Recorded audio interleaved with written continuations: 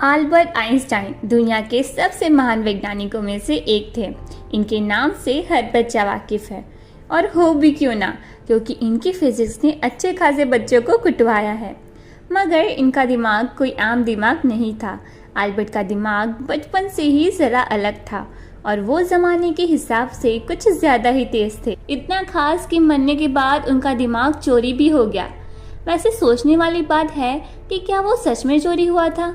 जब दुनिया के महान वैज्ञानिक की मौत हुई होगी तो क्या ये बात इतनी नॉर्मल थी कि एक आदमी आकर आइंस्टाइन का दिमाग निकाल कर ले जाता है? सुनने में ये बिल्कुल अटपटी लगती है। तो चलिए जानते हैं कि क्या हुआ था आइंस्टाइन के दिमाग के साथ। अल्बर्ट आइंस्टाइन का जन्म जर्मनी के एक यहूदी परिवार में हुआ था। आइंस्टाइन को शुरू में बोलने में कठिनाई होती थी, और वो पढ़ाई में भी ज़्यादा अच्छे नहीं थे। उनके पैदा होने के बाद डॉक्टर्स ने ये नोटिस किया कि उनका सर किसी सामान्य बच्चे की तुलना में काफ़ी बड़ा था, और वो एक असामान्य बच्चे के रूप में जन्मे थे। उस जमाने में मेडिकल साइंस इतना डेवलप नहीं था कि इस बड़े से सर का कारण जान सकते।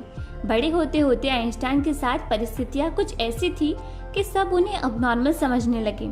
असामान्य होने के बाद भी उनका दिमाग इतना तेज था कि आज भी कोई उनका मुकाबला ना कर पाए। भले ही उनका दिमाग तेज था, लेकिन एक दिक्कत थी, और वो थी बोलने की। आइंस्टाइन बहुत बड़ी उम्र तक बोलते भी नहीं थे। उनके माँ बाप उनके ना बोलने से बहुत परेशान थे।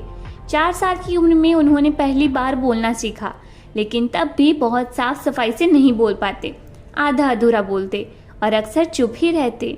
9 साल की उम्र में उन्होंने साफ साफ बोलना शुरू किया, जिसका किस्सा बड़ा ही दिलचस्प है। जब खाने के डाइनिंग टेबल पर वे अपनी माँ और पिता के साथ बैठे थे, अचानक उन्होंने बोला कि सूप बहुत गर्म है। ये सुन के उनके माँ बाप खुश बाद में हुए, लेकिन उनकी साफ आवाज़ पर चौंक गए। उनके माँ बाप ने उनसे पूछा कि अब तक वे बोलते क्यों नहीं थे, तो आइंस्टाइन का जवाब था कि अब तक तो सब कुछ सही था। अब ऐसे में उनके माँ बाप खुश ज़्यादा हुए होंगे या शॉक? वैसे आइंस्टाइन खुद ही बड़े मजाकिया थे। उनकी कई आदतें भी हंसाने वाली थी।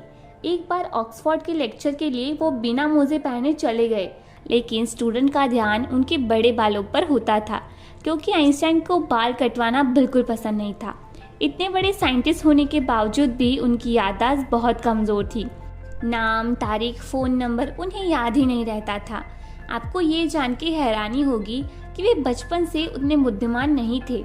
बचपन में उनकी गिनती बेवकूफ़ों में की जाती थी। उनकी कुछ हरकतों के कारण लोगों ने उन्हें शारीरिक रूप से विकलांग कहना भी शुरू कर दिया था। उनके टीचर्स भी उन्हें पसंद नहीं करते थे, क्योंकि वो सिर्फ मैथ्स और साइंस के सब्जेक्ट में ही पास होते थे और बाकी के सब्जेक्ट में फेल।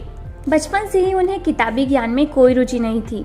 फिर भी उन्होंने साइंस की कई ऐसी थ्योरीज पेश की है जिसके बिना साइंस आज भी कमज़ोर है, फिर चाहे वो E=mc² हो या फिर थियोरी ऑफ रिलेटिविटी।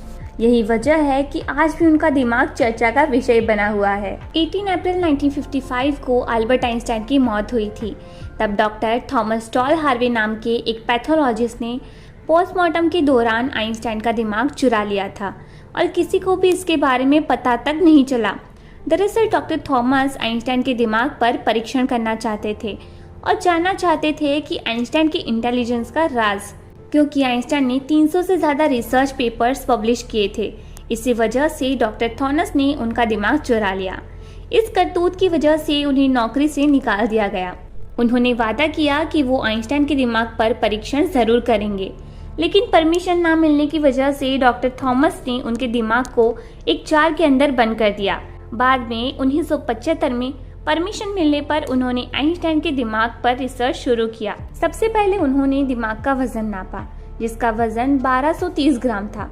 उसके बाद डॉक्टर थॉमस ने उस दिमाग के 240 सैंपल कई वैज्ञानिकों के पास भेजे, जिसको देखने के बाद उन्होंने पाया कि उनके दिमाग में आम इंसान से ज़्यादा सेल्स की गिनती हुई है। कुछ ज़्यादा पहले हुए एक शोध में पता चला कि आइंस्टाइन के दिमाग का सेरेब्रल कॉर्टेक्स नाम का एक हिस्सा कुछ अलग था। सेरेब्रल कॉर्टेक्स हमारे दिमाग का बहुत ही महत्वपूर्ण हिस्सा होता है, जो सबसे जटिल भी माना जाता है, और शायद इसी वजह से उनका दिमाग असाधारण सोचता था। आइंस्टाइन हमेशा कहते थे कि मेरे अंदर कोई खास चीज़ तो नहीं है, लेकिन मैं एक ऐसा इंसान हूँ जिसके अंदर कुछ नया जानने की इच्छा बहुत है। आपको ये वीडियो कैसा लगा ये हमें कमेंट करके ज़रूर बताइएगा।